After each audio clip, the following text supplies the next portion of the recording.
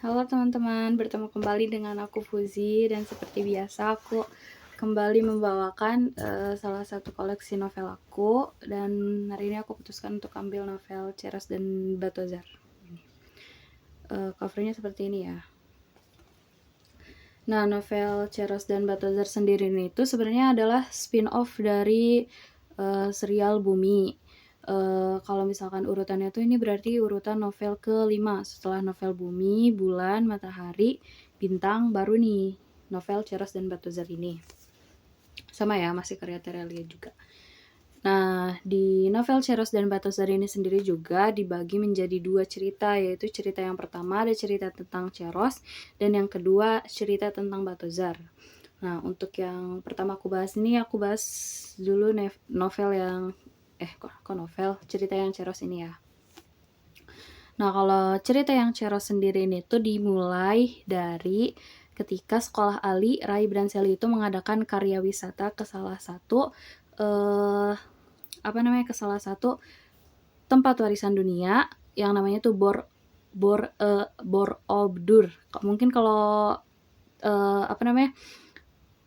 inspirasi Terelie tentang tempat ini itu mungkin dari Borobudur ya, kalau yang buat gampangnya biar kalian gampang dengernya dan aku juga gampang sebutinnya, karena aku kurang tahu nih kalau buat buat cara bacanya kayak gimana. Pokoknya tulisannya BOR strip O strip Bedur. Nah, mirip-mirip kayak Borobudur kan. Nah, itu semua tuh pokoknya dimulai dari ketika Ali tuh ngerasa bosen waktu Bu Ati kalau nggak salah ya, guru sejarah mereka tuh ngejelasin tentang sejarahnya tempat itu. Pokoknya ngejelasin udah kayak tour guide lah, udah kayak tour guide yang profesional kayak gitu. Nah, di situ Ali mulai ngerasa bosen dan tiba-tiba di situ sensornya itu ngedeteksi kalau misalkan ada kekuatan berskala 10, pokoknya berskala besar di dalam perut bumi tempat yang dipijakinya itu, atau di bawah si Borobudur itu tuh. Nah, kemudian disitulah dia tuh manggil Ili versi 5. Ili versi 5 tuh kebetulan di sini tuh di novelnya diceritain kalau misalkan itu tuh udah versi yang paling canggih banget. Dia tuh bisa dipanggil dari jarak jauh, kemudian bisa ngobrol 2 arah, dan juga lebih cerewet dari yang sebelum-sebelumnya. Pokoknya Ili yang sekarang tuh benar-benar udah kayak gambaran manusia betulan.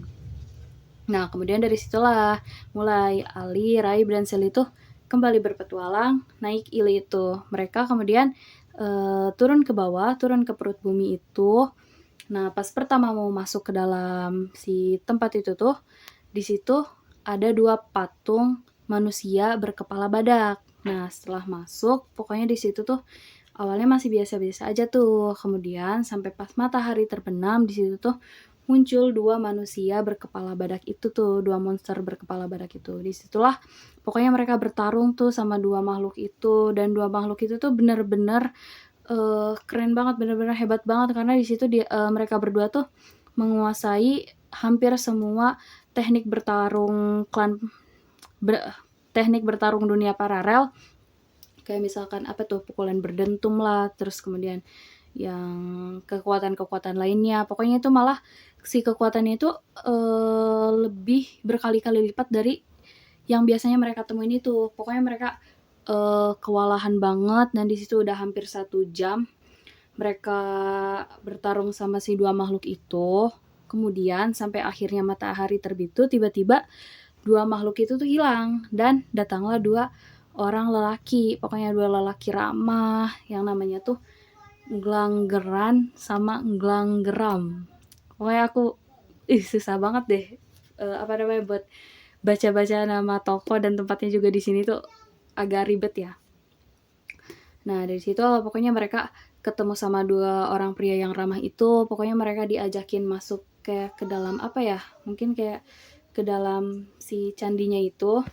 Di situ pokoknya mereka diajak ngobrol, terus dikasih jamuan, makanan enak, pokoknya kayak makanan-makanan dari klan bumi juga. Nah, ternyata usut punya usut, Glanggeran dan Glanggram ini adalah 2 2 orang yang berasal dari klan Aldebaran. Nah, klan Aldebaran itu tuh mungkin diceritain nanti di novel-novel selanjutnya. Nah, mereka tuh ternyata kejebak di tempat itu tuh udah ratusan tahun. Dan sebenarnya mereka berdua tuh yang udah ngajarin makhluk bumi itu banyak hal, kayak misalkan kayak ngajarin masakan-masakan itu, makanya mereka berdua tuh bisa ngesajiin masakan yang enak-enak buat Ali, Raib, dan Sally. Nah, setelah itu akhirnya mereka berceritakan lah di situ tuh, mendengarkan cerita dari Nglanggeran dan Glanggram itu. Pokoknya mereka si kembar bersaudara itu. Nah, ternyata kan di situ kalau mereka tuh sengaja mengurung diri di situ karena mereka mereka tuh kehilangan satu barang yang berharga banget. Nah, ternyata apa sih barang itu tuh?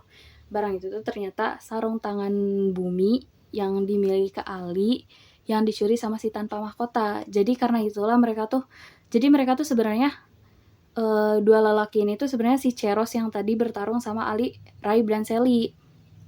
Jadi pokoknya setiap matahari terbenam itu mereka tuh bakal berubah jadi Ceros, sementara kalau matahari terbit itu mereka bakal berubah jadi pria biasa itu lagi tuh. Nah, dari situlah pokoknya ceritanya.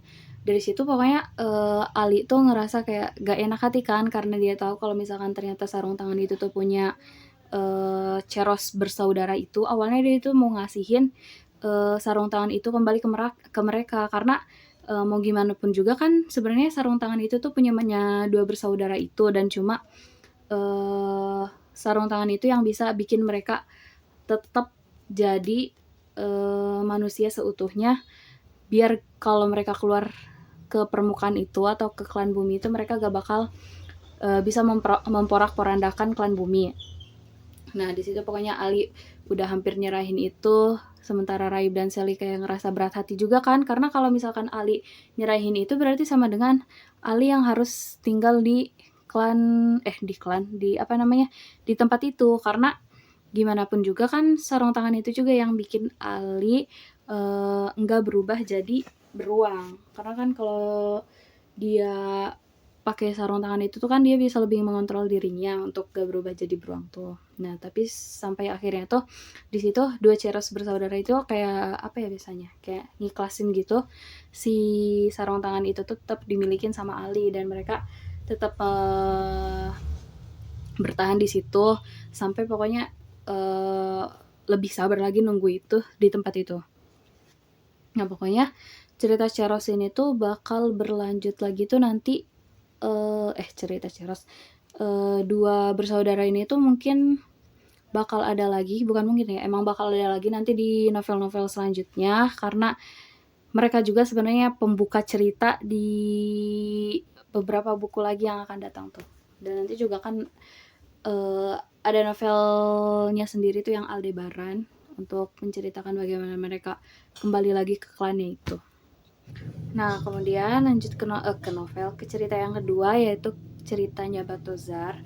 Pertama-tama kita kenalan dulu ya, siapa sih kira-kira Batozar ini tuh? Batozar sendiri ini tuh adalah salah seorang kriminal, pokoknya bukan kriminal kaleng-kaleng ya, pokoknya dia super duper hebat. Nah, jadi 100 tahun yang lalu sebelum dia di penjara tuh, dia itu adalah pokoknya ahli dari para ahli. Pokoknya dia jago hampir semua teknik klan bulan, kemudian bisa bertarung dengan tangan kosong, kemudian juga seorang pengintai hebat pada masanya. Nah, kemudian dia di penjara lah karena satu hal. Karena apa itu? Karena dia tuh berhasil membantai habis-habisan 14 orang keluarga komite klan bulan. Nah, cerita Batozar ini sendiri itu dimulai ketika 1 minggu setelah karya wisata itu, Ali, Raib, dan Sally itu pokoknya mereka tuh digemparkan dengan berita adanya UFO di di bumi, di kota mereka itu. Nah, di situ awalnya Raib marah-marah ke Ali karena dia tuh kira kalau misalkan UFO itu tuh sebenarnya adalah Ili alias kapsul Ali yang gak sengaja tertangkap kamera sampai dikira sebagai UFO. Namun di situ gak lama dari itu tuh Miss Selena, guru killer matematika mereka itu konfirmasi ke mereka kalau ternyata benda yang dikira makhluk bumi sebagai UFO itu adalah salah satu kapsul dari klan bulan yang hilang dicuri oleh Batozar. Jadi Batozar tuh kabur dari penjara dan pergi dan melarikan diri ke klan bumi.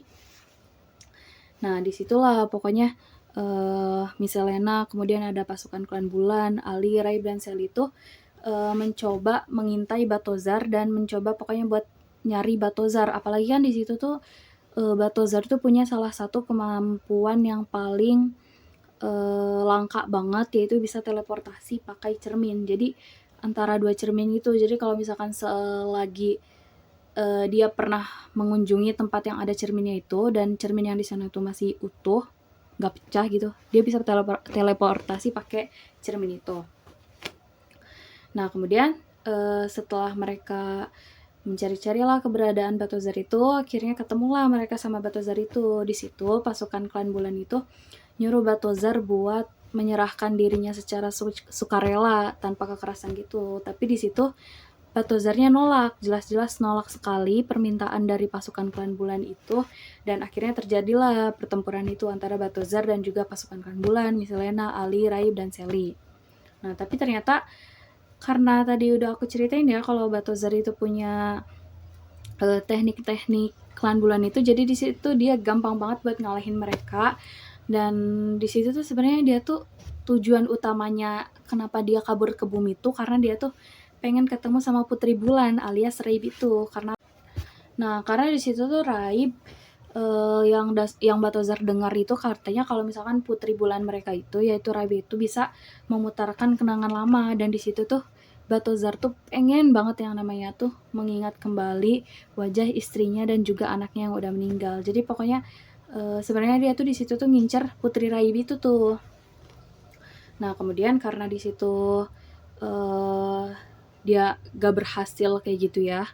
Awalnya maksudnya kayak ngerasa kalau misalkan Miss Selena dan pasukan bulan itu bakal jadi penghalang dia buat berbicara sama Putri Bulan, makanya dia tuh kayak apa ya bahasanya, mungkin kayak menculik ya, kayak menculik mereka bertiga, Ali, Raib, dan Sally itu ke tempat yang jauh banget.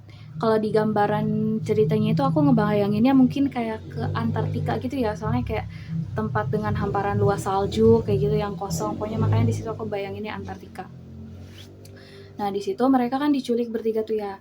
Nah Raib tuh pokoknya di situ tuh Batozar tuh berkali-kali minta buat Putri Bulan itu tuh alias si Raib itu. Aku di sini kepleset mulu ya manggilnya Putri Bulan, tapi emang Putri Bulan sih. Nah di situ Batozar minta buat Raib tuh buat muterin lagi kenangan yang hilang dari ingatannya tentang istrinya dan anaknya. Jadi dia tuh sebenarnya cuma pengen nginget istri dan anaknya. Tapi di situ sementara Raib juga posisinya dia tuh susah banget buat ngeluarin kekuatan itu. Nah kemudian gimana kira-kira akhirnya, apakah Batozar itu bisa mendapatkan keinginannya dengan melihat memutar kenangan istri dan anaknya yang dulu, dan juga apakah Raib itu bisa mengeluarkan kekuatannya itu untuk Batozar. Pokoknya kalian ikuti aja ceritanya di novel Cheros dan Batozar ini. Pokoknya untuk menurut aku ya, kalau novel di yang bagian cerita Batozar ini tuh cukup sedih banget ya, karena di situ sebenarnya tujuan Batozar itu kan cuma pengen lihat wajah istri dan anaknya. Sama aja sih kayak Raib juga yang sebenarnya pengen banget lihat wajah orang tuanya. Kan karena di novel sebelumnya itu udah diceritain ya kalau misalkan ternyata Raib itu bukan anak dari orang tuanya yang sekarang.